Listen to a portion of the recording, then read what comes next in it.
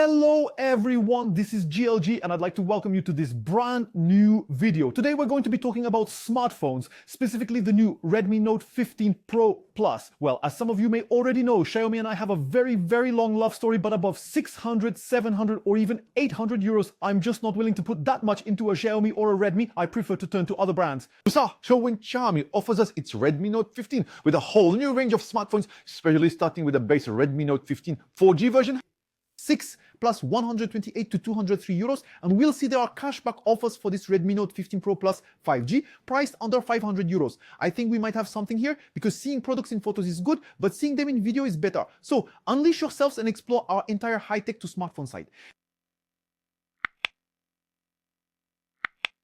All right, to give you a quick summary of this Redmi, it's not Xiaomi, it's the Redmi Note 15 Pro Plus 5G. What does it offer?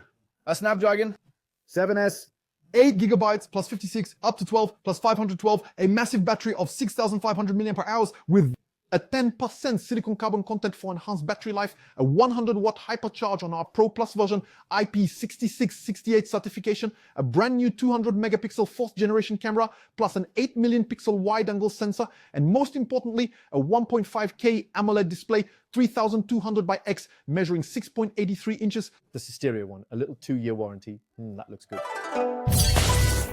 So it's a bit of a mess because there's a Redmi Note, a Redmi Note 15, a Redmi Note 15 Pro, and a Redmi Note 15 Pro Plus. So if we compare our Pro, our 15 Pro, our 15 Pro Plus, we'll have either a Dimensity 7400 on the Pro or a Snapdragon 7S Gen 4 for our new Pro, the new Pro Plus phone. The battery lasts a bit less, but on the other hand, it charges much faster with 100 watts. The screen will see it's slightly curved on the Plus model, but not too much, and that's still pretty good. It is both our IP66 okay, and the prices, well, there's a $50 difference. Let's start right away with the box's contents. Inside the box, here we go. Our smartphone, which is rather good news, a USB to USB Type-C cable. Okay.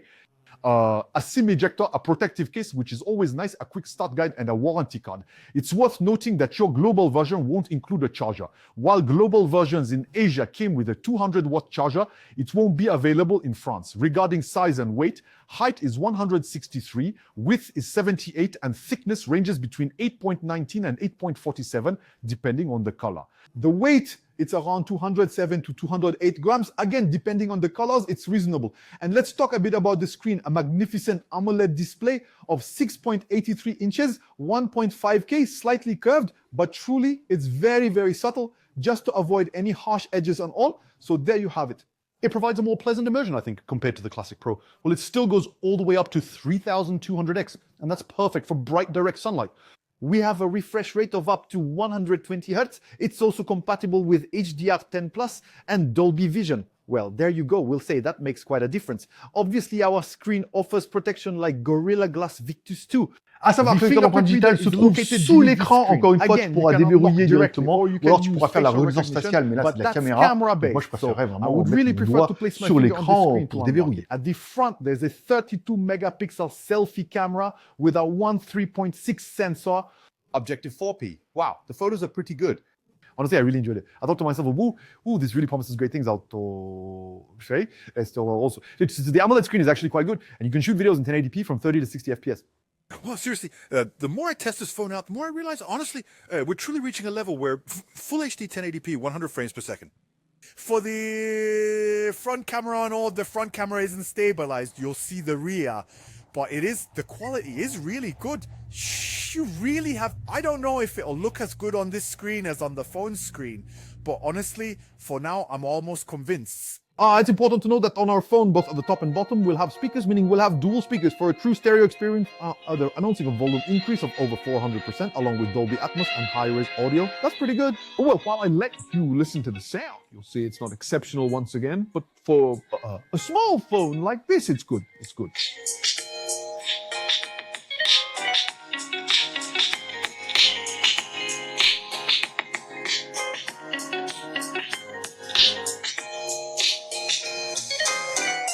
Below our phone, we'll also have our USB-C port and a slot for our 2 nano SIMs, so there's no micro SD card slot. For this one, oh well, we'll just have to make do with that. On the left side, there's nothing. And on the right side, you'll find the volume up and down buttons and the power on off button. That's pretty standard. Now at the back, that's the main event. No, there won't be 4 cameras. There are actually only 2 cameras, a flash and 1 fake camera because, well, it just looked cooler to have 4. So the main camera, the primary one, is 200 megapixels. We have optical image stabilization, OIS. What we really have, they're announcing, is a 0.56 micrometer pixel 16-in-1, a 200 megapixel HPE sensor, and apparently it's truly one of the brand new sensors. And that's why we're getting photos that are just incredible. It's captivating, truly. The pictures are really, really excellent. What's more, it can zoom in all the way. Plus, you get the ultra-wide-angle million-pixel f2.2. That's truly impressive. Super stabilized 4K 30 FPS video. That's really great. We also have 4K HDR with high dynamic range. And we'll see, I noticed in my files later, that there's even a spot for RAW photos. So I thought maybe we can also go that far. Well, you can shoot 1080p at 30 or 60 FPS or 720p at 30 FPS. I thought that was really classy. All right, here's a little 4K video. 30 FPS. Oh, look at the stabilization. All right, here I'm shaking the phone quite violently. The quality is super crisp, really, right? Look how smooth it is. And it's super well handled, you know? Even when I move quickly, there isn't much lag. We can zoom in. So can we zoom out? We can't zoom out. In fact, we can't immediately go to a wide angle, but we can zoom in. And later, for photos, well, it's still really good. Look at that from a distance with the stabilization and everything. Wow. Oh, honestly, what a truly, truly great surprise. It's very, very pleasant, especially with a phone of this caliber. BIM. And now I'm going back with the wide-angle camera to try and make an impact. It wasn't bad. From the moment I put Rocksteady on, I couldn't anymore. I no longer had the choice to zoom in or out. So I'll try to remove it to see if we can get a small difference. Yeah, that's it. You saw when I put the shock ready, I don't know what they call it, automatically we were on lens 1, we couldn't send, so I lost stabilization. But now, yes, we can start from the wide lens and we can zoom. Well, there, the quality is a bit lower, huh? You see, when I shake the phone and all that, I really like the other one, right? It's called the Shoot Steady. Why not? It's very, just look at me when I walk and hold on. It's like you've got a built-in stabilizer. It really is. Yeah, it's quite, I'm pleasantly surprised by it. Of this camera, and let's discuss the design's robustness because that's really one of the phone's selling points. So they're announcing an ultra durable fiberglass back panel with 10 times greater shock resistance with a grain of salt though. Reinforced aluminum alloy frame, 7-fold internal protection, multi-level shock absorption. Well, with that alone, you can tell it's a bit more reinforced, at least on the inside. And we would have also liked the Xiaomi Ice Loop cooling system to prevent the phone from overheating, especially when you're gaming later. Regarding the battery, of course. Come on, our Fiche, our Redmi, we're looking forward to it with Xiaomi. Redmi 15 Pro Plus 5G features a silicon carbon battery of 6,500 milliamps. They state that thanks to 10% silicon carbon, Xiaomi promises an ultra-long battery life clearly above average. Plus, with its small 100-watt charger, it recovers 100% in just 40 minutes. That's good. Plus, now we have slow charging on the global version. But you'll have to deal with it yourself. Go buy one. We would have also liked, as a bonus, reverse charging up to 22.5 watts. Well, quite practical, for example, to charge other small devices. Boom! All right, the moment has arrived for our first truly exceptional step, which is... to our clever little friend will give us the score for this device. Well, a pretty good score. I didn't get the same score again before and after the update. It seems to you. Okay, we're getting above 800,000. It's not exceptional, but it's still pretty good. We have a Snapdragon 7S Gen 4, a 4nm process, not bad, an octa-core 2.7 GHz.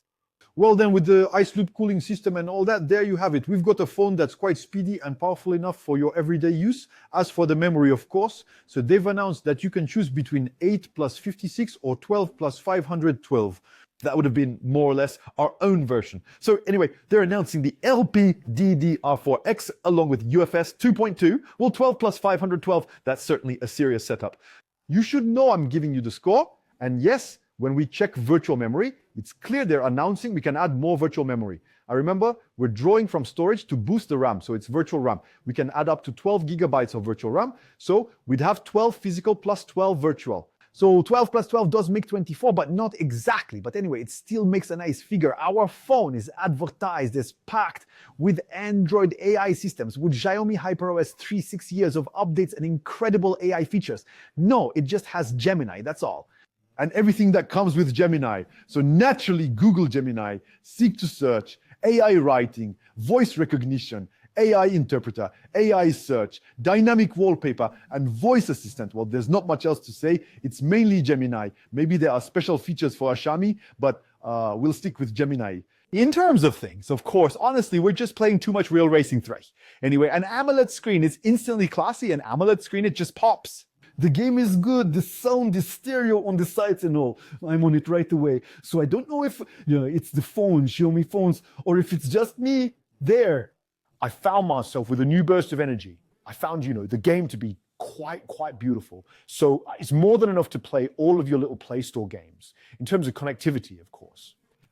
All right, so our phone supports 5G, 4G, 3G, and 2G networks. Just to clarify, on our 5G version, I'd like to remind you that the Redmi Note 4G is only 4G, and it's available for $200 for a limited time only. We'll have Bluetooth 5.4, okay, Wi-Fi 6, 6E, 5, and 4. So we are really well equipped. We'll have NFC, yes, but unfortunately no FM radio. Oh well. In terms of GPS, we've got everything. GPS, GLONASS, Beidou, Galileo, the whole shebang and all that.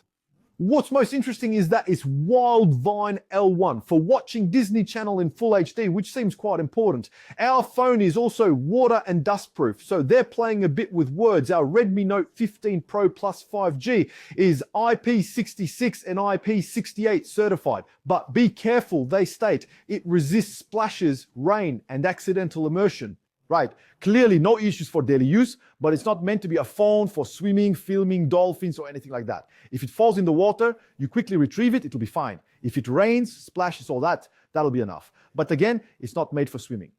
So if we assume that our high-end version costs less than 500 euros, that is 499 euros, minus that typical Xiaomi weirdness, we can say, well, we're at the top of their premium range and the phone is still pretty good. On my list, I really like the AMOLED screen.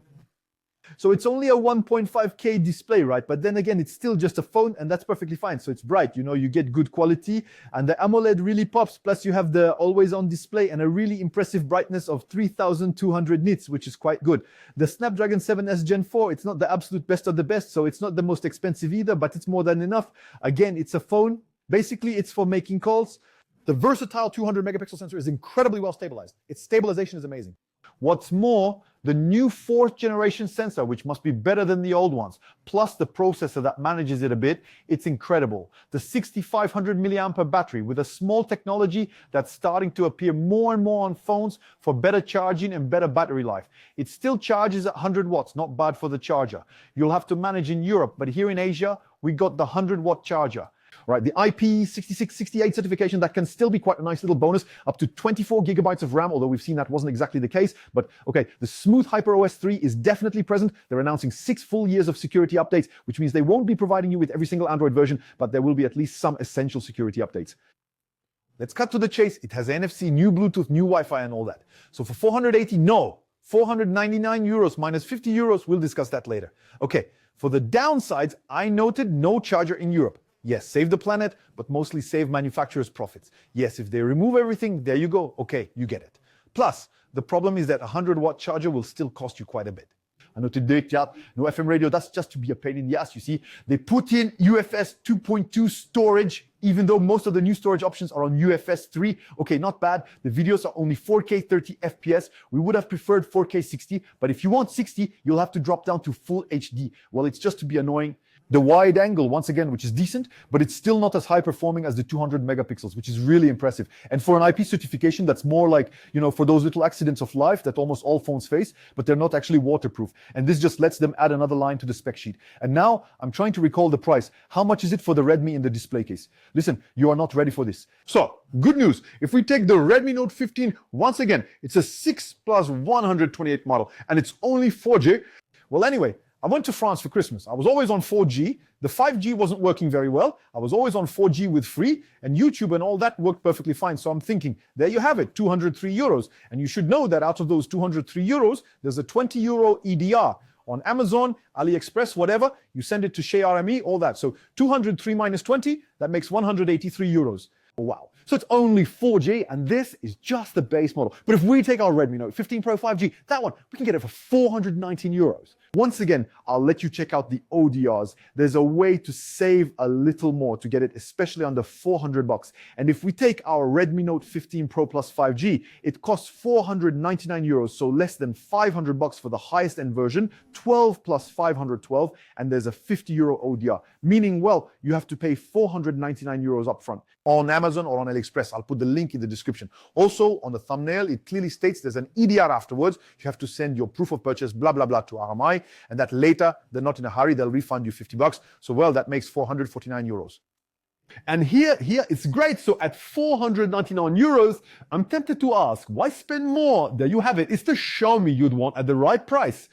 So tell me in the comments what you think of this Redmi 15 Pro Plus. I can't omit the 5G. Don't forget to put Redmi in your comment. I'm eager to read your thoughts. Normally, we should be among the first to bring you the review. So that at least deserves a little thumbs up if you're on a smartphone. You can even boost the video and then put Redmi to encourage me to say, when there are new phones, we take a chance. Can we always try to get the latest Redmi phones, or at least be among the very first to review them? Because, you know, not many YouTubers actually cover these products, so it definitely deserves a little thumbs up. I hope you enjoyed the video, or a little thumbs down, since ultimately all thumbs are allowed. And as your mother would say, you never miss a trick. You're the first. I'm like, wow, the Redmi 15, I know it. I've seen the photos, 200 megapixels, that's it. So at the ambassadors parties, you'll be able to repeat everything you've seen in this video. Don't forget to subscribe by clicking on my logo, and don't forget to click the bell to get notifications so you don't miss the next videos, because I remind you, big video on JLG review, small video on G&G video. Both channels are going to be huge in January, February. There'll be Chinese New Year, so it'll be a bit calmer. We already have appointments booked and all. If I were you, I'd subscribe. Plus, it's free. I don't know if it'll make a lot of money, but there you go. Hey, everyone. Thanks for stopping by. It was a pleasure. I wish you all a good day. Take care of yourselves. Take care of your loved ones. Stay positive, and above all, stay open-minded. As for me, I love you all, and I'm waiting for an appointment in a few days. Bye-bye.